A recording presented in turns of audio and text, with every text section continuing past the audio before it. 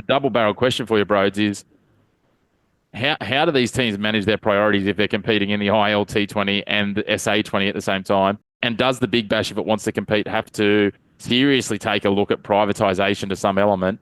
I know it means that we're probably going to be taking in Indian and maybe Saudi Arabian money depending on the situation. But is that the way, or do we just accept that we're going to essentially be a second tier feeder competition for these teams? Once the money's there, that's where the best players are going to go. And if it is going to be that, then that's where our better Australian players will go eventually. If we are going to, I suppose, stick up for this, this moral right. But I think it is something that we're going to have to look at in the future down the track. I mean, imagine if, let's say, we suddenly did have access to some of the Indian 2020 players. Imagine with such a big audience here in Australia, imagine what the crowds of Big Bash will be like. All of a sudden, Virat Kohli's playing at the MCG in front of 95,000 in a Melbourne Derby.